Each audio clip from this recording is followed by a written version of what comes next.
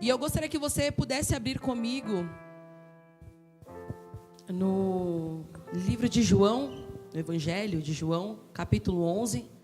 Nós vamos ler do versículo 1 ao 5. Eu quis compartilhar esse tema, essa palavra com vocês, porque eu me identifico muito com esses sentimentos de Maria, de Marta, de Lázaro, e também compartilho da presença de Jesus em meio à enfermidade. E gostaria de casar com vocês esse testemunho lindo e fazer esta leitura com vocês para iniciarmos, amém? O Evangelho de João, capítulo 11, a partir do versículo 1, vamos ler apenas até o versículo 5, amém? Podemos ler? Estava, porém, enfermo um certo Lázaro de Betânia, aldeia de Maria e de sua irmã Marta. E Maria era aquela que tinha ungido o Senhor com unguento e lhe tinha enxugado os pés com os seus cabelos, cujo irmão Lázaro estava enfermo. Mandaram-lhe, pois, suas irmãs dizer: Senhor, eis que está enfermo aquele que tu amas. E Jesus, ouvindo isso, disse: esta enfermidade não é para a morte, mas para a glória de Deus, para que o Filho de Deus seja glorificado por ela. Ora, Jesus amava a Marta e sua irmã e a Lázaro. E é só até aqui. Depois a gente continua um pouquinho mais esse texto e a gente pode desvendar aí um pouco desses mistérios do capítulo 11. Mas eu quero iniciar falando com vocês sobre esse evangelho que é o Evangelho de João. Esse evangelho aqui conta no capítulo 11 um dos maiores, para nós assim, extraordinários milagres de Jesus. Obrigada, amiga. Quantos aqui conhecem esse texto? Quantos não conhecem? Eu quero saber quem não conhece, nunca ouviu a história de Lázaro. Amém, nós temos pessoas que não conhecem. Eu quero falar com esses dois públicos hoje. Esse evangelho e esse capítulo, essa história, esse é o sétimo e último e o maior dos milagres públicos operados por Jesus. Foi realizado na última semana antes de Jesus ser preso e morto na cruz. O propósito de Jesus através desse milagre foi despertar fé nos salvos e definitivamente a fúria daqueles que o perseguiam. Pois o mesmo milagre que naquele momento provocou a fé das pessoas que o viram também foi o milagre que provocou a fúria daqueles que perseguiam Jesus. E o que eu quero dizer para vocês essa noite, queridos, que hoje eu quero profetizar sobre a sua vida que você vai viver um milagre poderoso de Jesus. Eu não sei qual é a área da sua vida que você precisa de um milagre. Eu não imagino, eu não sei qual é. Mas eu quero dizer para você nessa noite que Deus pode. A Bíblia vai nos dizer aqui no versículo 1 que essa triste notícia que chega até diante de Jesus, ela acontece porque Jesus era muito amigo de Marta, de Maria e de Lázaro. Quando nós temos amigos muito íntimos, que nós gostamos muito, o que a gente gosta de fazer, Jaque? Fala, Jaque. Comer, que mais? A gente gosta de ir na casa, né? Pois é, a gente quando tem amigos de verdade, a gente gosta de ir na casa deles, de conversar. E Jesus, a gente sabe que Jesus era aquele que não tinha onde reclinar sua cabeça, não é verdade? Estava sempre em um lugar diferente. Estava ali sendo sustentado, um ministério que dependia da ajuda de outras pessoas. E que bom é quando a gente encontra um amigo que dá guarida, que dá comida, que dá um abraço, que tem uma palavra poderosa para alimentar a gente, deixar a gente ali, aquecido. É que nem casa de mãe, a gente sempre volta para lá, não é assim? E esses amigos de Jesus, esses queridos amigos de Jesus, nesse momento, passam por uma grande dificuldade. Um dos melhores amigos de Jesus lhe sobrecai uma enfermidade. E o que acontece, querido, quando chega a enfermidade na nossa casa, quando chega o problema na nossa casa, quando vem aí os intempéries da vida, o que acontece com a gente? A gente corre para Jesus. desesperadamente. Só que, o que acontece? Muita gente diz que quando a gente está bem, né, Tom? Quando a gente está feliz, a gente serve o Senhor. Mas quando tudo dá errado, a gente vem aos pés de Jesus, não é verdade? Eu não concordo. Eu acho que é o contrário. Eu acho que quando tudo está bem, a gente vai para a praia, não é? A gente viaja, a gente vai para as festas de família, a gente esquece de Jesus quando está tudo bem. Eu acho que é o contrário. Porque quando tudo dá errado, aí é que a gente se desespera.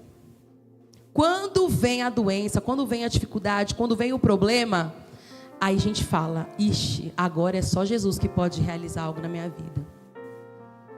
Só que existe uma diferença naquele que já é amigo de Jesus, e existe uma diferença naquele que quer ser amigo de Jesus com outros interesses.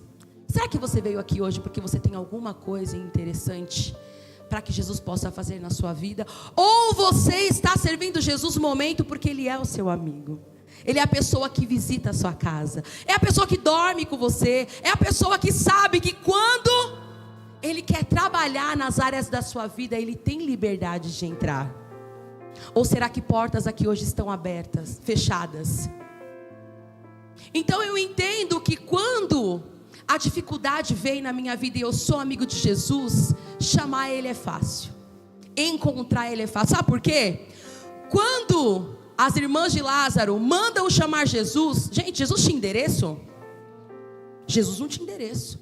Como é, eu me fiz essa pergunta, como é que Marta sabia onde Jesus estava? Alguém sabe me responder essa pergunta? Irmãos, onde Jesus estava, havia milagres, prodígios, maravilha, e todos falavam sobre isso. É como se nós estivéssemos em Itaquá e Jesus estivesse lá na Zona Oeste e todo mundo conversando. Você viu o que Jesus fez lá em Itaquá? Você viu o que Jesus fez lá na vida dos bereanos? Você viu? Porque onde Jesus está, irmão, é impossível você não estar inquieto, você não estar atento, você não saber, porque o que Ele faz é extraordinário. Então eu acredito que Marta, Maria e Lázaro falaram, nossa, Jesus está do lado oeste de Betânia. Então se qualquer coisa a gente chama Jesus, que Ele tem poder para fazer, para realizar. Então, queridos, olha que interessante isso. Eu sou amiga de Jesus. Diga, eu sou amigo de Jesus. Eu não sou um interessado em Jesus. Se você vai mudar hoje. Fala assim, não quero mais ser interesseiro, eu não quero ser amigo de Jesus. Quem anda com Jesus, participa dos milagres de Jesus. Quem é amigo de Jesus, conta os milagres de Jesus. Quem é amigo de Jesus, não assiste, não é plateia, é participante daquilo que Ele faz. Onde é que você está, querido? Que posição você está? O ano passado foi o ano de gestação, foi o ano que eu mais preguei na minha vida. A minha agenda do ano passado, irmãos, estava lotada. E olha que eu disse que quando eu engravidasse eu ia fechar minha agenda. Mas eu recebi tantos convites, eu só abri para a igreja bereana, não abri convites para igrejas externas. Eu participei de todos os congressos, de conferências, tudo que você pode imaginar, querido, eu participei.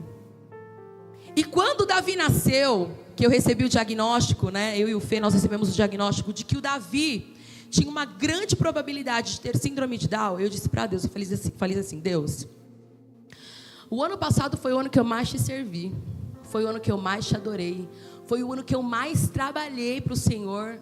Como é que o Senhor me dá uma notícia dessas? Eu não aceito. Eu disse para o Felipe, nós não aceitamos essa notícia. O nosso filho não tem nada, o nosso filho é perfeito, o nosso filho é isso, o nosso filho é aquilo.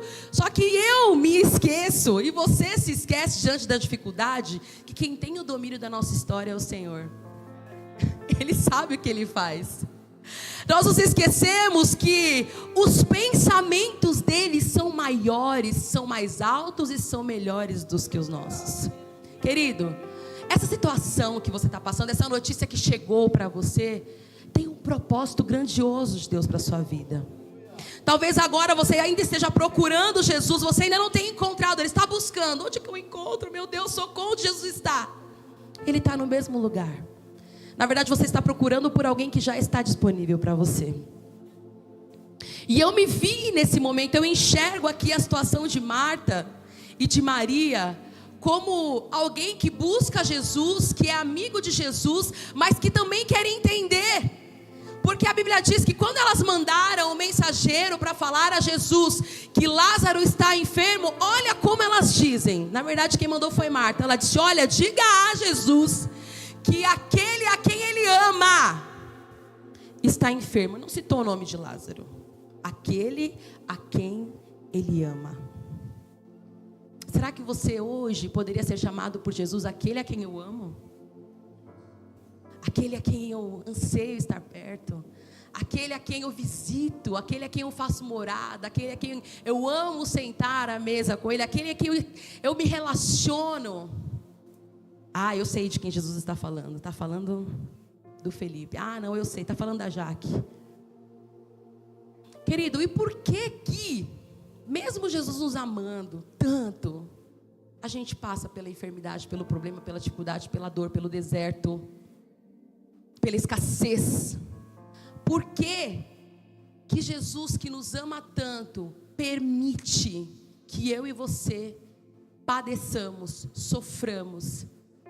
Alguém pode me responder? Foi o que eu disse anteriormente, porque Ele tem um grande propósito para fazer. E quando de repente, no dia 1º de janeiro de 2024, eu e Felipe, nós recebemos o diagnóstico do Davi. Apareceu no exame dele trissomia do 21, que ele tinha realmente a síndrome de Down.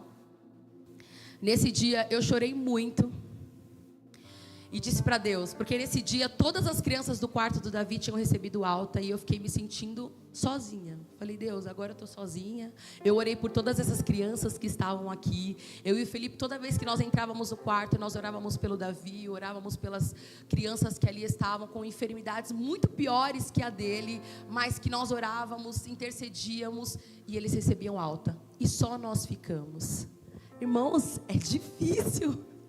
É difícil você contemplar um milagre na vida de alguém, você orar pelo milagre na vida das pessoas e você vê que o seu milagre não chega, o seu milagre não acontece. Aí você sente a dor do outro quando você fala: Deus, e a minha dor? Onde ela fica? O que o Senhor vai fazer com ela? Se o Senhor diz tanto que me ama, por que o Senhor não realiza esse milagre? E naquele dia, irmãos, chorando muito, eu disse para Deus: Deus, eu escolho confiar. Eu disse exatamente essa frase. Eu disse: Deus, eu escolho confiar. E eu não estou dizendo porque é um diagnóstico, que às vezes sou até preconceituoso, dizer eu fiquei triste porque o meu filho... Irmãos, nós criamos expectativas de termos filhos saudáveis, não é verdade? Não vai nascer com nenhum problema, não vai ter nenhuma dificuldade. Nós criamos expectativas e nós somos seres humanos. Nós não podemos criar expectativas muitas vezes numa maternidade, numa gestação romântica que talvez não exista. A gente se frustra. Irmãos, eu passei por essa dor e hoje eu não me sinto mais culpada, porque eu fui uma mãe que sentiu a dor. Então muitas vezes você vai precisar sentir a dor. Deus permite que nós sintamos dor. Aquela dor, muitas vezes, irmã Francisca, que nos tira o sono. Deus, eu não estou conseguindo dormir. Amanhã o dia vai começar e eu vou continuar com esse desafio na minha mão. O que eu faço com ele? E aí, queridos, como é que eu vou dar essa notícia para o Felipe? Réveillon, viagem marcada. Como é que você fala para o teu marido? Ih, deu positivo. Eu esperei a noite passar, carreguei aquela dor. E a minha irmã, Daiane, é uma pessoa que... ela é minha melhor amiga, eu conto tudo para ela. E eu contei para ela, ela me abraçou e ela falou: nós estamos aqui. A gente vai te dar todo o suporte que você precisa. Eu falei: mas como é que eu conto para o Felipe? Ela conta como se deve contar.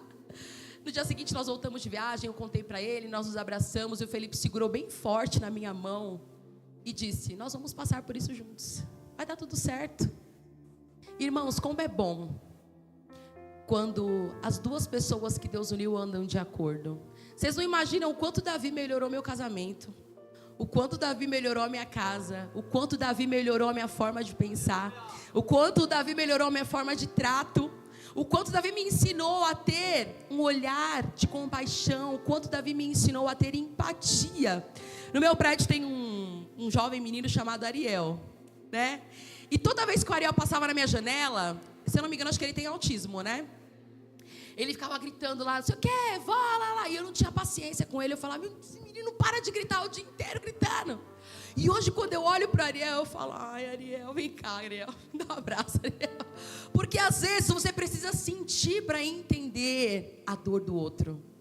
Você precisa participar para você enxergar não mais com o olhar humano, mas com o olhar de Deus. E eu enxergo aqui exatamente esse sentimento que Marta e Maria tiveram. Olha, se avisa Jesus como se ela quisesse dizer, fala para Jesus que aquele a quem ele diz que ama está enfermo. Por quê? Elas estavam desesperadas pela presença de Jesus naquele momento. Só que existe o Cronos, que é o nosso tempo, e existe o Kairos, que é o tempo de... Você está vivendo o tempo de quem? O seu tempo ou o tempo de Deus? Porque a gente só entende o tempo de Deus quando a gente passa pelo processo. Talvez você esteja passando pelo processo, você esteja ou estivesse como eu dizendo, Deus, e aí, quando é que vai chegar a minha vez? Porque entravam crianças no quarto, saíam crianças do quarto. Entravam crianças enfermas, saíam crianças curadas. E o Davi continuava lá. Foram 33 dias de internação e eu disse para Deus, Deus, o Senhor não me ama? Deus, e tudo que eu fiz pelo Senhor? Ah, Senhor, e tudo que eu semeei? Ah, irmãos, tudo que você faz para Deus, é para Deus. Como o Thales pregou aqui, não é para ser visto pelos homens. Você precisa fazer com o coração. Como é que você entrega algo para Deus e você cobra dele? Deus, eu dizimei. Eu quero meu carro, não quero que meu carro quebre. Deus, eu dizimei, eu quero que o Senhor mantenha a minha despensa em dia. Deus, eu ofertei na tua casa. Eu não quero que falte comida. Quando na verdade a sua desorganização financeira é que te faz passar por esses problemas. Se você fosse organizado, talvez não precisaria. Por isso, querido, você precisa fazer com o seu coração. A primeira lição que eu quero que vocês aprendam hoje comigo é que primeiro, antes de se relacionar com Deus, antes de se relacionar com Jesus, seja amigo de Jesus. Amigo de Jesus entende quando ele não passa a sua mão na sua cabeça, é quando ele te diz não, esse não é o momento. Amigo que é amigo de Jesus entende quando você fica sozinho e ele te ensina a depender só dele, Tom. Quem é amigo de Jesus entende quando no seu maior momento de dor parece que Deus não está ouvindo o seu clamor, a sua oração. Quando você se sente nada, Deus te faz entender que Ele é tudo que você precisa. Então, queridos, sabe qual foi a resposta de Deus para mim naquele momento? Você lê tanto a Bíblia, mas você não vive o que você lê. Você prega tanto sobre fé, mas agora você não vai viver a fé. Como é, irmãos, que homens, grandes homens de Deus tiveram os seus nomes escritos no livro da vida? Foi porque eles morreram por essa palavra, eles morreram por esse evangelho.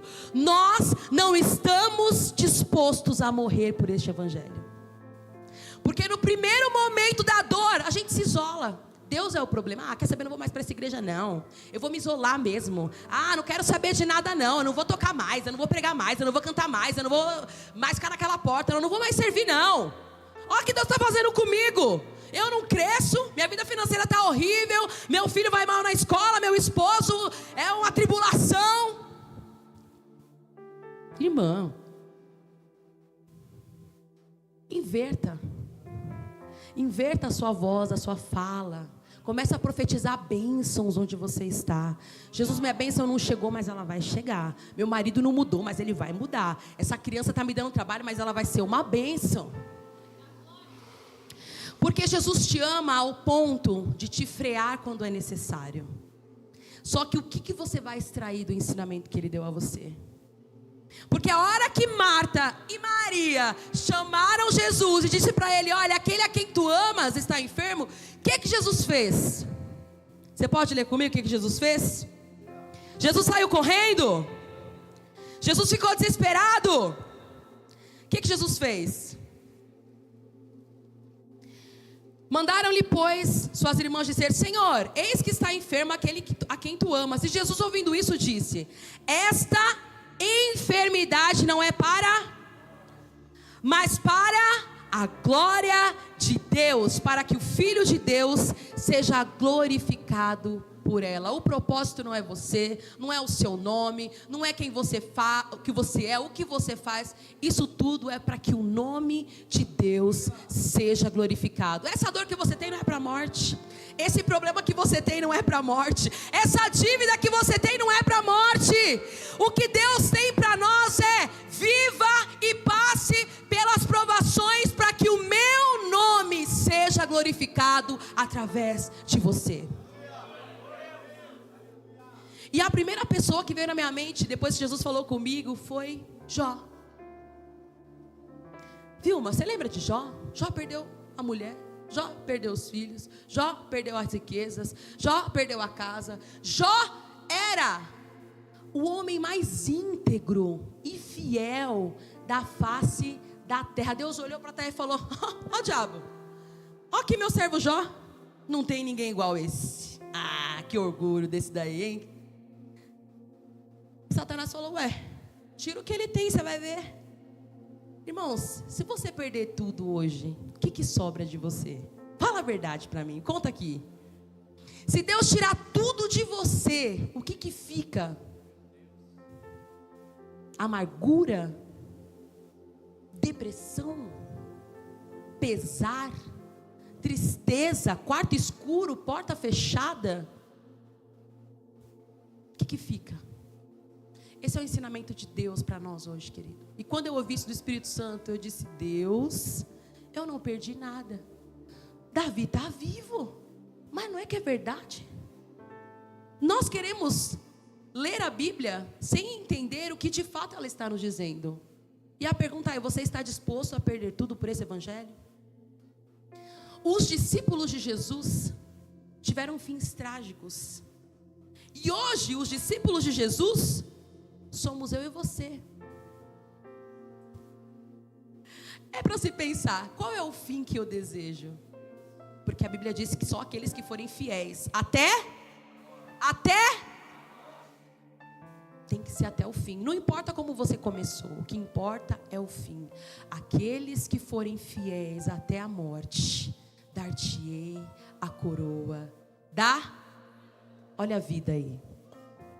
Quando está tudo sem vida, quando está tudo, Jesus vem e fala: não, isso aí não é para a morte não, isso aí é para a vida, para glorificar meu nome. Só que contem comigo, presta atenção aqui no texto. Jesus estava do lado oeste de Betânia. De onde Jesus estava até onde Lázaro estava, diga comigo, eram 32 quilômetros. Um dia de viagem, Tom. Então, se o mensageiro foi dar notícia para Jesus, conta comigo, um dia. Jesus virou e falou para ele: olha, vai e fala para Marta aqui, essa enfermidade não é para a morte. Ele volta, quantos dias? 2 dias. Quando o mensageiro chega lá, Lázaro já tinha morrido.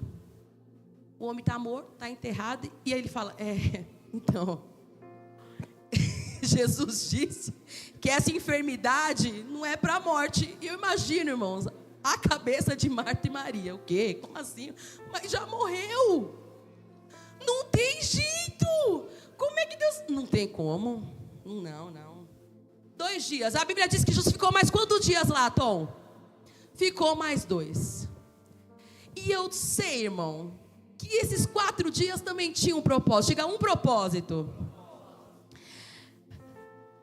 Naquela época, existia uma crença entre os rabinos, Tom, que os mortos só poderiam ressuscitar no 3º dia, porque no 4º dia só Deus poderia realizar esse milagre.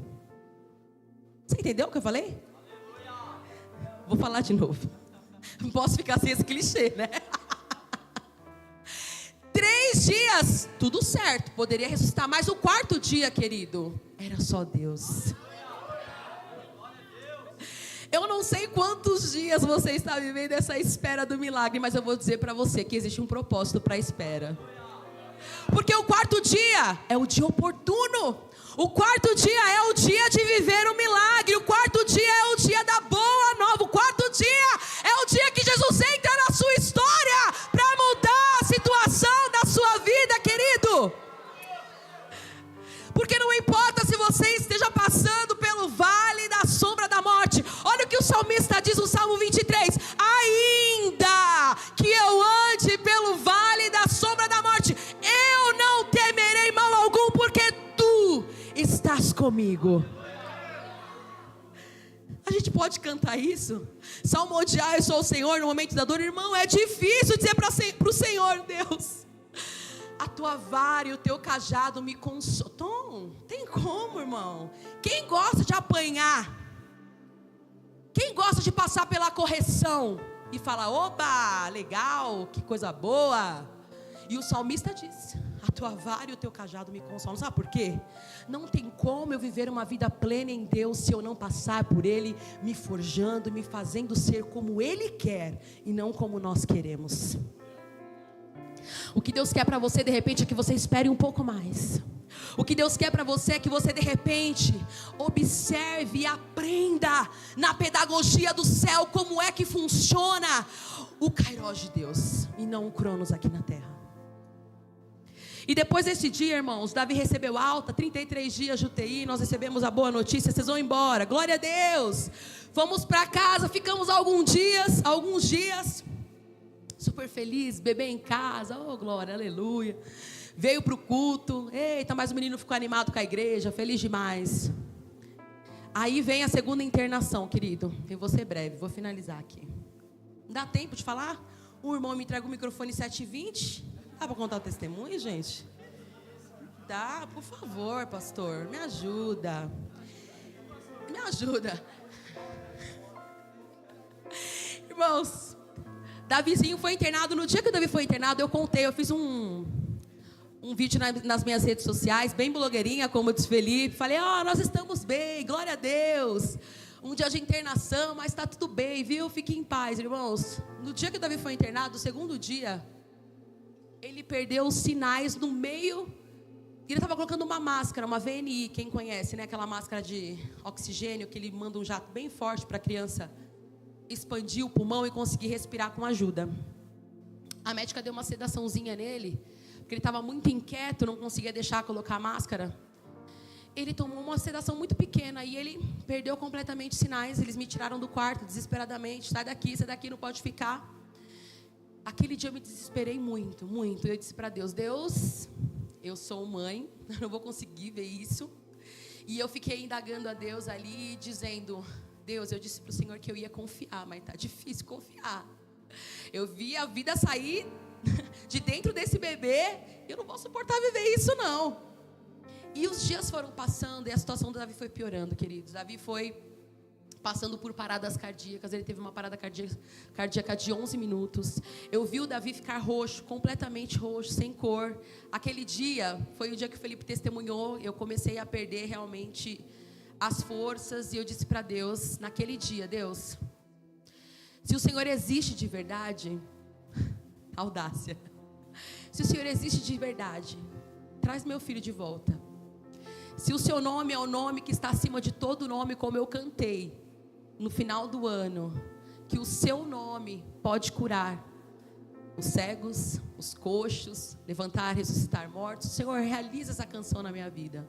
E depois de alguns minutos, 15, 20 minutos, a médica mandou me chamar e disse, seu filho está vivo, pode voltar para o quarto.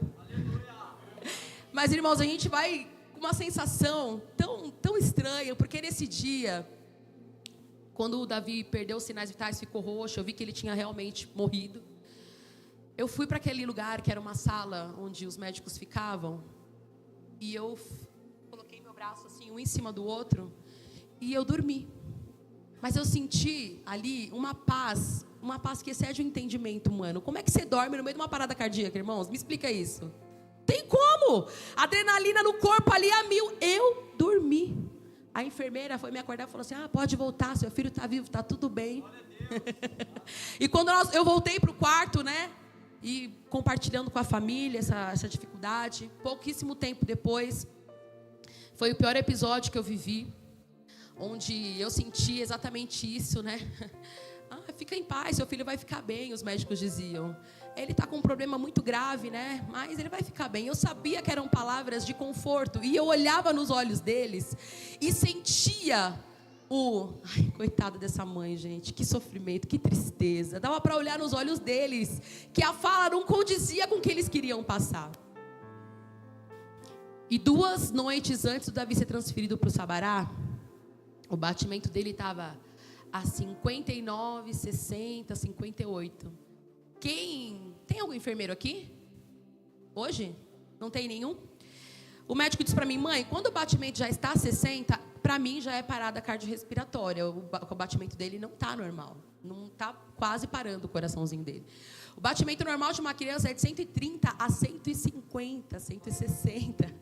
O coração do Davi estava batendo 59, 58, 60. E o médico falou isso para mim e para o Felipe, né? Olha, isso aí para mim, eu já conto como parada. E aquela noite que ele disse isso, ele falou: olha, a gente tem uma proposta para o Sabará, mas não tem vaga. Eu liguei para o plano 1001 vezes, liguei para o nosso assessor, o Roberto, falei com ele. Fiquei ali firme e forte, porque eu sabia que se o Davi passasse mais uma noite ali, irmãos, eu tenho certeza que se não fosse a mão de Deus, o Davi ia morrer. Durante a noite eu não conseguia dormir, eu senti o peito dele subir, descer e parava. Era como se ele fizesse pequenas pausas. O médico entrava o tempo todo, dava uma adrenalina para que ele pudesse voltar. E nesse dia, irmãos, eu disse para Deus, eu falei: Deus, eu entrego meu filho ao Senhor. Eu não aguento mais ver o Davi passar por isso. Ele estava todo furado. Ele tinha perdido mais de 1,5 kg. Ele estava pele e osso. O Davi chegou num momento em que os olhos dele saíram para fora, assim, o globo ocular dele ficou exposto. Era um cenário terrível de morte. Eu olhei para o meu filho e falei: eu não quero ter essa visão do Davi pela última vez. Ele estava realmente nos últimos momentos da vida dele. E eu entreguei e disse: Deus, eu lembrei muito da pregação do pastor Ricardo. Eu disse: Deus, obrigado por esse tempo que nós vivemos com o Davi, mas eu não suporto vê-lo passar por isso. Ele chorava e ele não tinha voz, porque ele estava entubado há muito tempo, então não saía a voz, mas ele fazia aquele rostinho de sofrimento.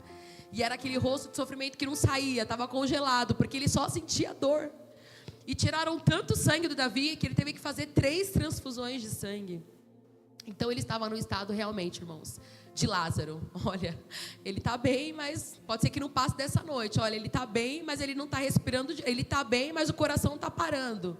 Como é que uma notícia tão ruim pode sobrepujar algo que nós já temos dentro de nós, irmãos? A palavra de Deus precisa ser muito maior do que os diagnósticos médicos. A palavra de Deus precisa ser muito maior do que a nossa dor. A palavra de Deus tem que ser muito maior do que a sentença, às vezes, de Satanás. Olha, sua família não vai crescer, você não vai frutificar, você vai continuar. Não, irmãos. Você precisa crer na palavra que você recebe aqui todo domingo à noite. Nós ministramos, cantamos, louvamos, ouvimos a voz de Deus e parece que tudo que nós carregamos aqui na hora da dificuldade fica um papel em branco. Foi exatamente assim que eu me senti. Mas a frase que eu conseguia dizer ao Senhor era: eu vou confiar. Só que no final dessa oração eu disse: Deus, todavia, seja feita a sua vontade, não a minha. E depois dessa noite, o Davi foi transferido para o Sabará. E depois disso, nós vivemos um momento de reconstrução, uma segunda página aí da nossa história. Nós fomos enviados para o Sabará, sem o hospital aceitar o nosso plano. Alguém me explica isso? Como é que você vai para um hospital, que é um dos melhores da América, sem ter o plano que cubra? Irmãos, eu assinei a alta do Davi, eu não paguei R$1. Eu não imagino quanto é que ficou essa conta, mas a conta não era minha. Quem prometeu para mim foi Deus, foi Ele que pagou.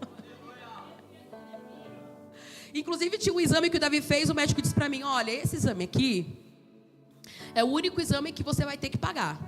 Acho que eram R$560. Aí eu falei: tudo bem, pode fazer o exame. E na hora da alta eu fiquei procurando o exame, o exame nem estava lá, eu não paguei nem o exame, irmãos. Por quê? Bel, porque a obra de Deus é assim, Ele quando faz por completo. R$500. Não, deixa ela sem pagar os 500 também. Passa uma borracha aí, vamos viver um milagre por completo, querido. O milagre que Deus tem para realizar na nossa vida é completo. Completo. Deus não vai sanar metade da sua dificuldade, Deus vai sanar toda a dificuldade. Deus não vai te entregar um meio morto, Ele vai te entregar alguém vivo, para a glória de Deus. E vivendo todas essas dificuldades, eu me identifiquei muito com esse texto, porque ainda depois de Jesus estar lá, irmãos, eu vivi tantos milagres grandiosos naquele hospital. Eu preguei para enfermeiro desviado, eu preguei para a nossa médica, que era a doutora Melissa na época. Ela falou, eu fiz teologia. Eu falei, mas você é crente? Ela, eu não sou, mas na sua igreja eu vou. E ela falou que vai vir aqui, eu quero muito que a Mel venha. Aí alguns enfermeiros, né, foi muito rápido, a alta do Davi já foi essa semana, a gente não conseguiu se organizar. Mas eu vou ver se consigo trazê-los no culto de domingo de manhã, para a gente poder glorificar ao Senhor juntos e o milagre da vida do Davi. E para finalizar essa mensagem aqui, o dia que o Davi foi entubado pela 4ª vez, eu falei para o Felipe, Fê, eu já estou assim no meu limite, eu acho que eu não vou conseguir. O Felipe falava, você é forte, nossa, que mulher forte que você é. Todo mundo falava, meu Deus, como você é forte. Eu falava, meu Deus, eu sou tão fraca, não estou aguentando nada disso. As pessoas olham para mim, irmãos, a gente tenta ser forte, a gente dá uns sorrisos aqui, outros lá, mas a nossa alma aqui dentro, só Deus sabe, não é verdade? Como é que a gente fica? Meu Deus! Às vezes você vê a Lucélia rindo aí, mas você não sabe como é que está o coração dela. Você não sabe o que ela está passando. Por isso, querido, seja sempre um abraço, seja sempre um sorriso, seja sempre uma palavra de direcionamento, seja alguém animado, seja alguém crente, seja alegre, para que você seja canal de bênção na vida de alguém. E aí o Felipe falou para mim assim, eu não falei para você que o Davi seria tratado pelos melhores médicos de São Paulo? Eu falei, é verdade, você falou, se cumpriu. Pois essa 4ª intubação do Davi vai ser para que ele saia daqui com a cirurgia no coraçãozinho dele. Porque os médicos, irmãos, falaram pra gente, a cirurgia é assim, né? A gente sabe que o plano de vocês não cobre. Teve uma médica que falou, a gente sabe que o plano de vocês não cobre, mas, né? Tinha uma médica lá chamada Marina, ela entrou no quarto e falou assim, eu já fiz todo o relatório, eu e toda a junta médica, cardiologista aqui, fizemos um resumo da necessidade do coração do Davi, nós já enviamos para o seu plano, e essa cirurgia vai sair. Eu falei, eu creio em nome de Jesus que já saiu, irmãos, demorou um dia. Aliás, foi final de semana. Na segunda-feira o plano aprovou a cirurgia do Davi, na terça o Davi fez a cirurgia. Irmãos, ele está excelente, para a glória de Deus. Excelente! Glória a Deus! E para finalizar, o Davi essa noite, né? Nós estávamos já 2 semanas com as fonoaudiólogas, num tratamento assim, esse menino precisa mamar, porque ele estava só se alimentando pela sonda. Ficamos 2 semanas, o Davi mamava 10 ml, 12, 15. Davi foi para casa na quinta-feira. Na sexta-feira ele mamou 90. Minha mãe chegou aí em casa, parece que ela trouxe, sei lá, veio para contar milagre. Trouxe, né? Trouxe a fome, Fê? Meu Deus. Irmãos, esse menino, ele mamava assim no meu colo, eu falava, meu Deus, não é meu filho. Ele completamente veio para desfazer todo o diagnóstico médico de medicina. À noite ele arrancou a sonda, hoje mamou o dia inteiro, Tom. Que se a fono fosse avaliar, a fisioterapeuta fosse dizer, não é possível. Um dia em casa. A gente está 15 dias tentando fazer ele pegar uma madeira, ele vai para casa e mama. Por quê? Irmãos, é Deus. É Deus que realiza milagre. Ele fala, esse menino vai mamar hoje? Ele vai mamar hoje. Ele vai arrancar essa sonda? Vai arrancar essa sonda. A última palavra vem de Deus. A última palavra de Deus veio para minha casa, vai para sua casa também, em nome de Jesus. A última palavra para trazer mudança e vida. Depois de toda essa situação de Marta e Maria, e desse contexto onde Jesus volta para Betânia, ele conversa com elas, elas falam, olha, se o Senhor estivesse aqui, meu irmão não tinha morrido. E eu sei que Jesus lá dentro deve pensar da gente, né? Incrédula. Mulherzinha sem fé, meu Deus do céu. Oh, meu Pai. Por isso que eu digo, irmão, pode ser pregador, pode ser ministro de louvor, pode ser obreiro, pode ser eu, você. Nós precisamos viver aquilo que nós pregamos. Nós precisamos viver aquilo que nós cantamos. Porque crente, muitas vezes não conta mentira, mas canta mentira. Não é verdade? É verdade?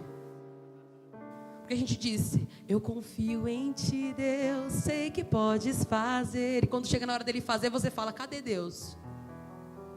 Cadê Deus? E ele sempre esteve lá.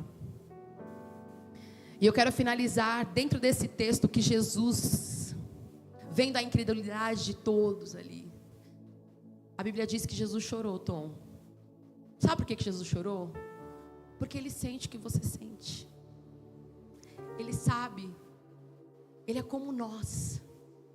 Ele passou por tudo que nós passamos, pela dor, pela ofensa, pelo trato, pelo maltrato. E a Bíblia diz que o Espírito Santo, o nosso Consolador, ele chora por nós, com gemidos inexprimíveis. A dor que você sente não é só tua, ele carrega. A dor que você sente, o problema que você tem não é teu. Entrega para Ele. Ele pode, Ele vai fazer. E a frase que Ele disse para Marta e Maria foi essa: eu sou a ressurreição e a vida. Ainda que esteja morto, viverá. Marta, tira essa pedra, minha filha. Para de ficar perdendo tempo falando coisa que não tem sentido. Tira essa pedra, mas Jesus já cheira mal. Eu não te perguntei se cheira mal. Tira essa pedra. Para nós é impossível, mas para Deus tudo é possível. Você quer viver milagre, querido? Seja amigo de Deus. Só essas duas lições eu vou deixar hoje. Quer viver milagre? Seja amigo de Deus. Quer viver milagre? Confie. Porque essa frase foi a frase que eu consegui levar até o fim e receber o meu filho vivo em casa. Jesus, eu decido confiar.